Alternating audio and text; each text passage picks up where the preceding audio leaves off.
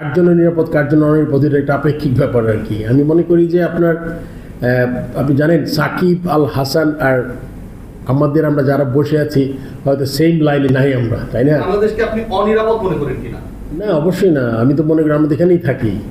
এখন কার জন্য নিরাপদ কার জন্য অনিরাপদ এটা একটা আপেক্ষিক ব্যাপার আর কি। আমি মনে করি যে আপনার আপনি জানেন সাকিব আল হাসান আর আমাদের আমরা যারা বসে আছি হয়তো সেম লাইনে নাই আমরা, তাই না?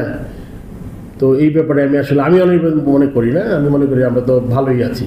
এখন ওইটার প্রবাবলি ব্যক্তিগত ব্যাপারে বলবো না। আপনি জানেন this a politician, I all know তার বিরুদ্ধে একটা কেস হয়েছে, পলিটিশিয়ান। সো সবগুলো ব্যাপার মিলিয়ে সে হয়তো মনে করে নিরাপদ না। এটা আসলে ব্যক্তিগত, এটা আমি আসলে কোনো কমেন্ট করা আমার কি ঠিক হবে না। বক্তব্য দিয়েছেন সেটাও এটাও আমি প্রথম আলোকে উদ্ধৃত করছি যে তারা চেষ্টা করছেন, মানে ক্রিকেট কোচ চেষ্টা করছেন কিভাবে ব্যাপারটাকে সুন্দর করা যায়। আপনাদের সৌন্দর্য বর্ধনের চেষ্টাটা কেমন?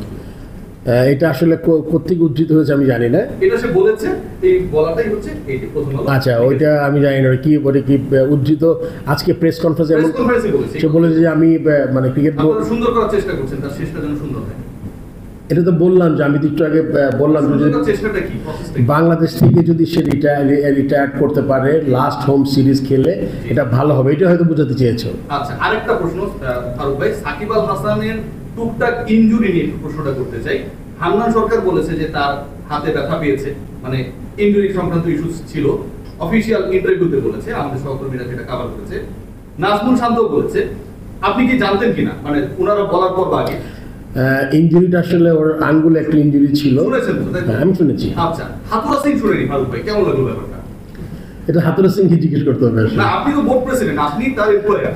তো একজন কোচ, তিনি সাকিবদের দেখভালের জন্য ওখানকার চিফ অথরিটি, তিনি জানেন না, আপনি বাংলাদেশে বসে আছেন। ইনজুরি আসলে ইনজুরিটা কি আমি বলি, ইনজুরি একটা হলে ইনজিওর, যা মানে ও বলেছে যে ওর যে বোলিং ফিঙ্গারটা একটু উইক হয়েছে বিকজ প্রবাবলি কন্টিনিউয়াস খেলার জন্য, এই ধরনের ইনজুরি। এটা তো 18 কোটি মানুষ জানে, হাতুড়া সিং কেন জানে না? এটা তো অ্যানসার আমি করতে পারবো। আপনি দিবেন ফারুক ভাই, আপনি তো এমপ্লয়ার। আমি দেখি ওকে, আমি ওই যে আছে ম্যানেজার বা যে সিলেক্টর জিজ্ঞেস করবো, আমি যে এটা কি ফিজিওকে জিজ্ঞেস করবো।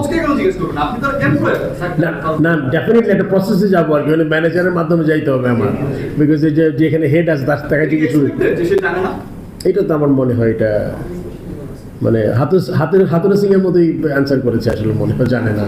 আমাদের ওই দীর্ঘদিন আমাদের কিছু গ্রাউন্ড স্টাফ, যেটা আমার আরেকটা জায়গা যেখানে আমি চিন্তা করেছি যে কিছু কীভাবে ইমপ্রুভ করা যায়, আমাদের লম্বা সময় কাজ করেছেন তারা। ওখান থেকে আমরা মাস্টার রোল থেকে মনে হয় আমরা পার্মানেন্ট করার চিন্তা করেছি।